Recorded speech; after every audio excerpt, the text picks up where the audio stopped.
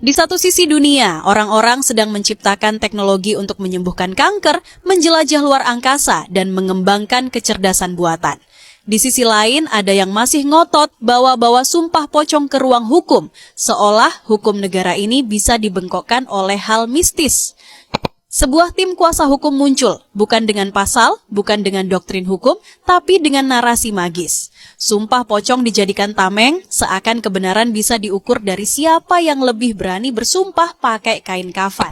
Lebih lucu lagi, konteks agama pun ikut digeser demi membela sesuatu yang sudah jelas arahnya. Padahal, dalam agama sendiri menjadi transgender itu dilarang. Dan sekarang malah dibela habis-habisan. Tapi nyali besar itu entah kenapa muncul hanya saat mau mengaburkan hukum. Dan ketika ditunjukkan fakta, ketika tuntutan JPU sudah ada bahkan di tangan mereka sendiri, responnya malah panik. Tiba-tiba mengaku sedang mengekspresikan kekecewaan lewat seni. Katanya, gambar bisa berbicara, dinding punya kuping dan mata. Mungkin, maksudnya, seni menghindar dari realita kali ya. Sekelas pengacara. Tapi saat kliennya tersudut, nada dan gaya bicaranya langsung berubah. Bicaranya naik, nada emosional, dan sayangnya logikanya jatuh. Dan ini yang paling tragis, pendidikan tinggi ternyata tidak mencegah seseorang untuk tenggelam dalam mistik ketika akal sudah kehabisan ruang. Karena pada akhirnya, ketika hukum makin jelas dan publik mulai paham arah angin, satu-satunya yang bisa mereka andalkan hanyalah suara yang lebih nyaring, bukan bukti yang lebih kuat. Sayang, volume tinggi tak selalu berarti benar, dan sumpah pocong, seajaib apapun kedengarannya, tetap bukan jalur hukum. Kalau pengacara sudah mulai bicara seperti ini, mungkin yang gila bukan hukum, tapi cara mereka menafsirkan kebenaran. Ada apa dengan pengacaramu, Isa Sega? Ada apa kok tiba-tiba mengajak sumpah-sumpah? Menantang sumpah-sumpah, ada apa? Ini menunjukkan ada kondisi batin yang nggak bagus. Putusan kan baru tanggal 8. Kok sekarang udah mulai goyang? Padahal aku lihat di persidangan, pemeriksaan saksi dan sebagainya pede sekali. Kok sekarang berubah? Ada kondisi batin yang menurut saya ini bisa dimaknai putusannya, bisa saja atau bisa jadi kliennya dianggap bersalah, diputus bersalah dengan diputus 3 tahun atau 5 tahun mungkin, sehingga kemudian menantang orang-orang untuk bersumpah. Kalau praktisi hukum kan nggak mengenal sumpah pocong atau mubahalah, itu kan enggak. Ada apa ini? Klaim kami Isa Sega tidak pernah diperiksa terkait dengan pemerasan di kepolisian. Jadi baru-baru ini pengacaranya Isa Sega menyatakan bahwa kliennya hanya pernah diperiksa atas pasal pencemaran nama baik dan tidak pernah diperiksa untuk pasal pemerasan, yakni pasal 27B ayat 2 Undang-Undang ITE. Bahkan beliau berniat melaporkan jaksa karena dianggap tidak profesional. Tapi ayo kita cocok logikan secara ilmiah dan berdasarkan fakta ya. Jadi pada tanggal 13 Februari tahun 2024, CNN Indonesia secara jelas memberitakan bahwa kepolisian menambahkan pasal baru terhadap Isa Sega, yaitu dugaan pemerasan bukan hanya pencemaran nama baik. Artinya guys, pasal itu sudah masuk ranah penyidikan jauh sebelum jaksa menuntut. Lalu pada saat pembacaan tuntutan guys, jaksa juga secara terbuka menyampaikan bahwa pasal yang digunakan adalah pasal alternatif, yaitu pasal 45 ayat 10 junto pasal 27B ayat 2 Undang-Undang Nomor 1 Tahun 2024 tentang perubahan kedua Undang-Undang ITE dengan ancaman pidana maksimal 6 tahun dan denda maksimal 1 miliar rupiah. Pertanyaannya sekarang, bolehkah jaksa menuntut dengan pasal yang berbeda dari awal laporan? Jawabannya boleh dong. Jadi sesuai KUHP ya, jaksa berwenang menyusun dakwaan dan tuntutan berdasarkan fakta hukum serta alat bukti yang terungkap di persidangan. Jadi tidak harus selalu sesuai dengan BAP awal guys, apalagi jika ditemukan unsur pidana baru selama penyidikan atau persidangan. Jadi jika pengacaranya Isa Sega melaporkan jaksa karena ganti pasal itu menurut saya keliru secara hukum ya. Pengacara berhak membela, membantah dan mengajukan bukti, tapi jaksa juga punya hak menyusun tuntutan sesuai dengan kewenangannya. Yang memutuskan akhirnya tetaplah hakim guys. Mau sepakat atau tidak, itulah sistem hukum acara pidana kita.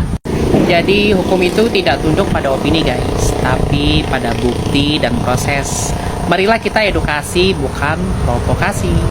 Wah, ini semakin menarik dan semakin mencuri perhatian publik dalam persidangannya Isa Jega. Bagaimana tidak ya, setelah jaksa umum menjatuhi pidana penjara kepada Isa Jega selama 5 tahun, pengacara dari terdakwa Isa Jega dalam waktu dekat ini akan melaporkan seluruh tim jaksa penuntut umum Pengadilan Negeri Kepanjen dalam kasusnya Isa Jega. Tim pengacara dari terdakwa Isa Jega akan melaporkan seluruh jaksa penuntut umum yang bersidang dalam kasusnya Isa Jega ke Jamwas RI dan Komisi Kejaksaan Republik Indonesia. Dan per hari ini, 1 Mei 2025, tim pengacara dari terdakwa Isa Jega pun sudah menyurati ya, yang tembusannya tadi disebutkan untuk segera dilakukan audit internal atas penanganan perkara kasusnya Isa Jega. Wow, ini benar-benar menjadi perhatian publik dan ini sangat-sangat harus kita kawal. Asli ini benar-benar kacau dan bikin semua mata publik shock. Ya, tim pengacara dari terdakwa Isa Jega melaporkan tim JPU PN Kepanjen ke Komisi Kejaksaan RI hari ini. Tim kuasa hukum Isa Jega menilai tuntutan jaksa ya ini sangat melenceng dari laporan polisi yang dibuat oleh Sandi Purnamasari kepada Isa Jega sebagai terlapor. Di dalam laporan polisi yang dibuat oleh Sandi Purnamasari di Polda Jawa Timur, ia melaporkan Isa Jega dengan pasal pencemaran nama baik, yaitu pasal 27A Junto pasal 45 Undang-Undang ITE dengan ancaman hukuman penjara 2 tahun. Namun kemarin tuntutan jaksa penuntut umum menjatuhi pidana kepada Isa Jega selama 5 tahun. Benar-benar shock. Pengacara terdakwa Isa Jega juga mengatakan mengapa laporan polisinya pasal pencemaran nama baik yaitu pasal 27A lalu tuntutan jaksa penuntut umum menjatuhi dengan pasal pemerasan. Sementara dalam persidangan jaksa penuntut umum tidak dapat menghadirkan atau menunjukkan bukti dari pemerasan yang dilakukan oleh Isa Jega. Wah, kacau, benar-benar kacau. Greget. Oke, ini aku sengaja naikkan komentar yang di atas supaya nanti tim pengacara dari Isa Jega ini bisa melihat bahwasannya ada komentar yang mengatakan 12 Februari 2025 penyidik Subdit 2 Cyber Ditreskrimsus Polda Jawa Timur menambahkan pasal baru terhadap selebgram Isa Jega dalam kasus yang dilaporkan oleh Sandi Purnamasari. Nah, pasal baru yang dimaksudkannya itu pasal pemerasan dalam kasus yang dilaporkan oleh Sandi Purnamasari ini di Polda Jawa Timur. Pengacara dari terdakwa Isa Jega ini mengatakan bahwasannya kliennya terdakwa Isa Jega tidak pernah diperiksa dalam berkas acara pemeriksaannya terkait dengan pasal pemerasan.